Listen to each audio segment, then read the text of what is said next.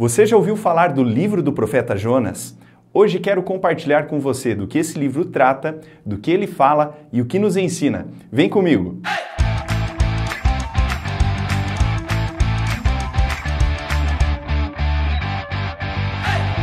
O livro do profeta Jonas é um pequeno livro de apenas 4 capítulos, que está localizado entre os profetas menores, no Antigo Testamento. Quanto ao contexto histórico, o enredo de Jonas se passa em aproximadamente 760 a.C. Diferente de outros escritos proféticos, a sua mensagem é dirigida prioritariamente a um povo pagão, os ninivitas. Após receber uma ordem de Deus para pregar o arrependimento ao povo de Nínive, capital do Império Assírio, Jonas se recusa e tenta fugir para uma cidade chamada Tarsis, possivelmente por causa da maldade do povo ninivita, pois eram extremamente cruéis e inimigos do povo de Israel. Mas Deus intervém na fuga de Jonas. Durante a sua tentativa de viagem marítima até Tarsis, Deus causa uma tremenda tempestade. Seus companheiros de viagem o jogam ao mar e Jonas é engolido por um grande peixe, sendo que passou 3 dias e 3 noites no ventre do animal. De dentro do peixe, Jonas ora arrependido ao Senhor, e este ouve o seu clamor e ordena que o peixe vomite Jonas em terra firme. Jonas novamente é convocado para pregar aos ninivitas, e dessa vez ele atende ao chamado, se dirigindo a Nínive. Ao chegar à cidade, Jonas prega de uma maneira um tanto quanto desleixada, mas mesmo assim Deus desperta o coração do povo ao arrependimento, sendo que mais de 120 mil pessoas clamam a Deus arrependidas de seus maus caminhos.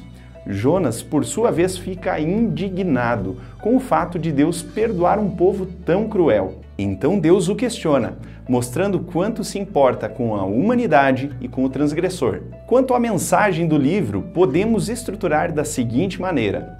No primeiro capítulo, Jonas é convocado para pregar aos ninivitas, mas tenta fugir da tarefa.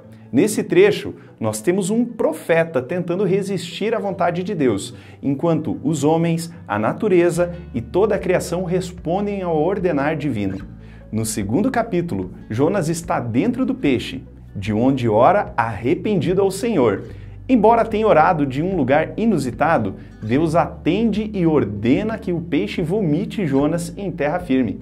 No terceiro capítulo, após ter uma segunda oportunidade, Jonas atende ao chamado do Senhor, indo até Nínive para pregar. Mas o faz de uma maneira um tanto quanto estranha, com aparente má vontade. Mesmo assim, o povo se arrepende, voltando-se para o Senhor, o qual evita por hora a destruição da cidade. No quarto capítulo, Jonas está enfurecido com o fato de Deus ter se compadecido e usado de misericórdia para com o povo ninivita. Sua atitude mesquinha é confrontada, sendo que Deus demonstra a sua futilidade e pensamento materialista.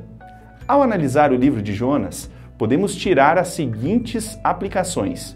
Primeiro, Deus se importa com todos os seres humanos, desejando que estes venham provar de um relacionamento com Ele. Segundo, Deus é soberano sobre toda a criação, sendo que nada foge do seu controle e nada pode se opor aos seus planos. Por isso, tentar fugir da vontade de Deus não é uma boa ideia. Terceiro, Deus é misericordioso com todos os pecadores, sejam os de perto ou os de longe. Vejamos algumas curiosidades do livro de Jonas. Jonas era filho de um homem chamado Amitai, sendo que Jonas era reconhecido como um profeta entre o povo de Israel. Ele já havia sido mencionado em 2 Reis 14:25. Embora possamos achar que Jonas é o protagonista da história, Deus é quem é o personagem principal, pois está trabalhando nos mínimos detalhes para que a sua vontade se cumpra. Este é, sem dúvida, um dos livros mais questionados da Bíblia, sejam por seus relatos miraculosos ou por especulações quanto ao seu gênero literário.